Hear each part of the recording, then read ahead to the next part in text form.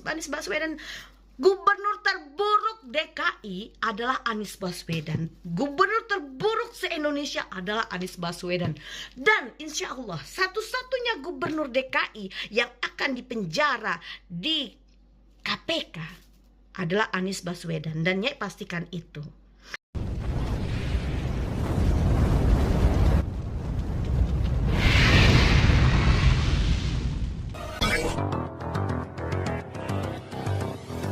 Nah, hari ini Nyai masih ditemani oleh si sapu jagat yang sudah panjang. Apabila sapu jagat ini muncul, maka akan ada berita besar yang akan Nyai ungkapkan, yaitu berita tentang Anies Baswedan akan diselidiki oleh KPK.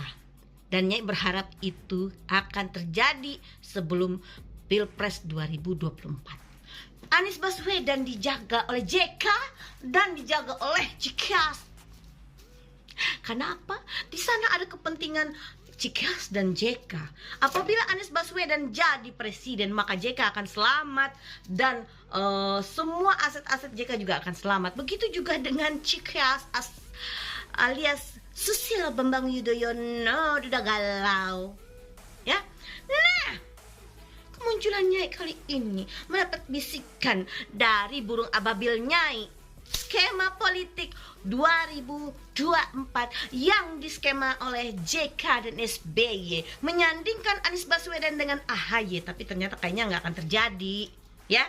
Tidak akan terjadi karena insya Allah Anies Baswedan sebelum 2024 akan mempertanggungjawabkan segala dosa-dosanya di Pemprov DKI. Semua kasus korupsi yang ada di Pemprov DKI insya Allah atas izin Allah SWT akan terungkap sebenar-benarnya.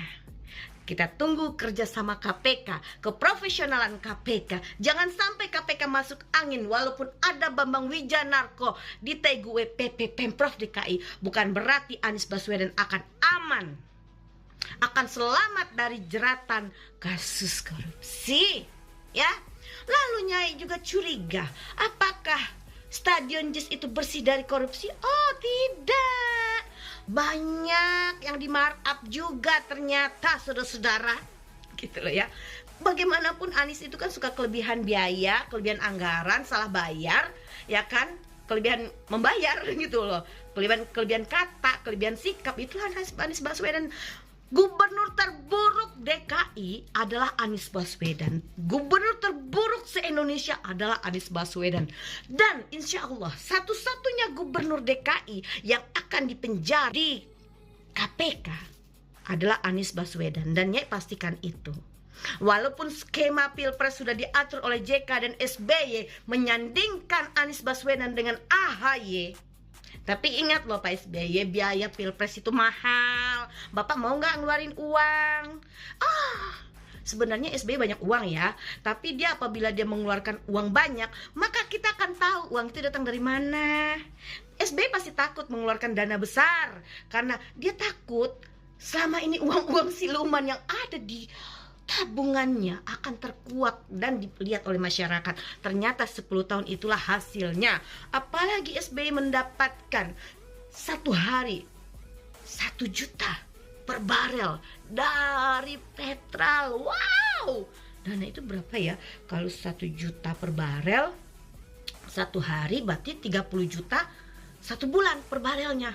Kalikan aja, itu US dollar loh hitungannya. Jadi wah, uangnya SBY banyak banget. Tapi SBY takut ngeluarinnya, ya. Di ujung-ujungnya nanti datanglah Sandiaga Uno untuk menyalip AHY dan akan bersanding dengan Anies Baswedan. Dan itu skemanya JK. Bagaimanapun JK ingin menyelamatkan aset-aset dan kekayaannya, dan JK masih ingin berkuasa di bawah ininya Anies Baswedan. Anies Baswedan ini bonekanya JK. Kalau udah ngomongin mereka tuh Nyai batuk. Kayaknya tuh mereka tuh virus banget gitu ya. Jadinya itu sampai sekarang batuk loh. Ya. Pokoknya kalau udah ngomongin Anies, ngomongin Kadrun, pasti Nyai langsung batuk, gatal tenggorokan Nyai gitu loh. Lalu kita buktikan apakah SBY SBY berani mengeluarkan biaya untuk pilpres untuk anaknya. Ternyata tidak berani karena takut. Ya, lalu JK. Ternyata di ujung-ujung nanti si AHY dibuang. Masuklah Sandiaga Uno, ya. Tapi sebelum 2024, Anies Baswedan akan dipanggil oleh KPK, ya, untuk mempertanggungjawabkan perbuatannya.